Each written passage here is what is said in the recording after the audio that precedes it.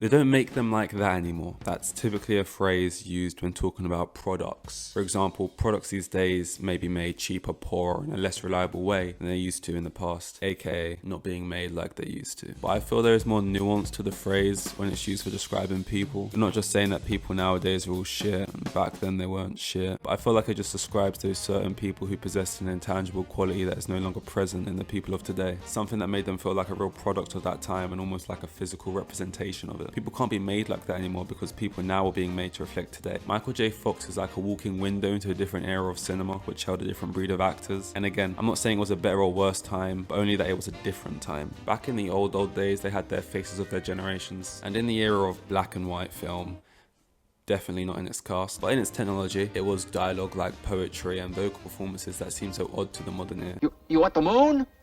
Just say the word and I'll throw a lasso around it and pull it down. Many Hollywood accents back then were based on the old artificial theatrical accent used on the live stage from the 19th century, entitled the Mid-Atlantic accent, a mix for American and British audiences, which is why so many old school actors have that weird tinge to their voices. That and audio technology was probably just more shit back then, but still, I suppose it created a distinct time. Timothy Chalamet seems to be a part of the face of Gen Z. He doesn't represent Gen Z as a whole, that would be ridiculous. I'm not saying Michael J. Fox is the face of the entire 80s either, but they have their sections. Here's some other actors who I think are the faces of specific genres in time. I just recently saw the trailer for Michael J. Fox's upcoming documentary, and I don't know, I guess it inspired me to make this. Kind of a sad thing to say, but I think a part of what makes him feel like the face of an era is because of the Parkinson's, in the sense that you can't keep acting in the same way once diagnosed, or maybe more realistically, you're not being hired as easily as before, and hence most of the iconic work was done in that time frame, and he was fossilized in that time frame. Sounds pretty heavy. Weight has nothing to do with it. In semi-retiring in the year 2000, especially as when he was working fully, he was working at 100 miles a minute, filming on the television show Family Ties on weekdays and Back to the Future on weekends and all nights. He'd get picked up at 6 PM from the set of Family Ties, then work on Back to the Future until 4 AM, then sleep for a couple hours till 6 AM and do the process all over again.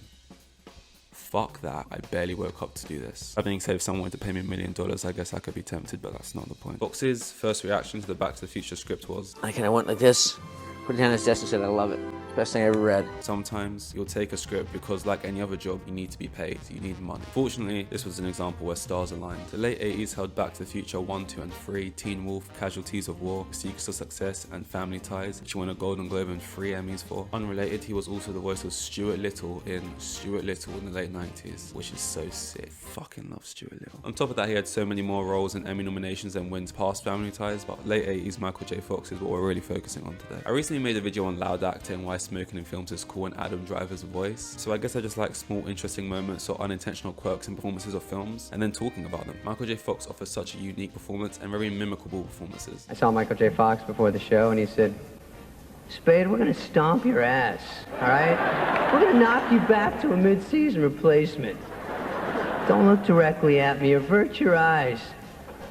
You're only 5'6", you'll never make it on your show. Certain people who are just generally easy to do impressions of. Everyone can do their Matthew McConaughey or Owen Wilson, and I personally love actors who have a certain something about them that just makes them stand out in that way. I don't even know what it is. His accent, his small stature, his animated body movements, the aura of somebody who's always in a rush. Whatever it is, he provides magnetic performances that feel relatable. Thinking about it, he actually would have made a great Peter Parker today. Or if he was younger today, maybe not at that age. Hollywood is far from perfect now, but the things you get away with back then were even more wild. Things that went on behind the scenes and the type of people in power were crazy. Hey, the people that spawn and thrive in tough conditions can sometimes be the best. It was tough doing both at the same time, but on the other hand, I kind of, when you take a challenge, when you take on something, you say you're going to do it, you have to do it. Yeah. And in the course of doing it, sitting back and saying, oh geez, boy, this I'm tired, I'm bushed, it's not going to do you a whole lot of good.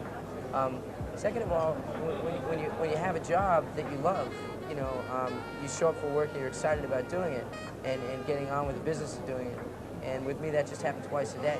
You know, it happened in the morning, and then it happened at night. I love actors, and certain stories capture my imagination and inspire me. And for me, the people behind the actual performances are just as important and what draw me to certain actors. Fox seems like somebody who has a great passion for things and the work ethic to match, which is something I can massively respect as someone who only possesses one of those traits. And let's just say I didn't wake up at 6 AM this morning. For a veteran dad and an actress mother, you can see where he got those traits from and how he used them to maximize his potential on the big screen. I love moments in time, lightning in a bottle. And the thing about quote-unquote special moments is, you don't realize they were until you're looking back. And people always tell you that's a bad thing. You'll wish you could go back and know just how special some things were when they were happening so you could appreciate them more. But I think they're not knowing is what makes them so unique and beautiful, and the perfect pure memory. Ignorance is bliss, and especially in retrospect, the best days of your life in the moment are just days, and in the present maybe largely felt mundane or shitty, but they can become so much more than that and can get more and more precious with time than they ever could have in that moment. Sleeping in the back of vans, shuttling you to and from set, getting carried to and from your bed because you're so tired, very quickly become the best days of your life. And these retrospective thoughts may happen 20 years after the fact or 20 days, but regardless, they're remembered forever. Like, I ain't sitting here deciding the best years of somebody else's life or saying their best years are behind them. I think I'm more saying that that particular window of time could have easily defined the best years of everybody around them's life, or everybody who consumed and loved that work's life, whether that work happened to land on their lap the year it came out or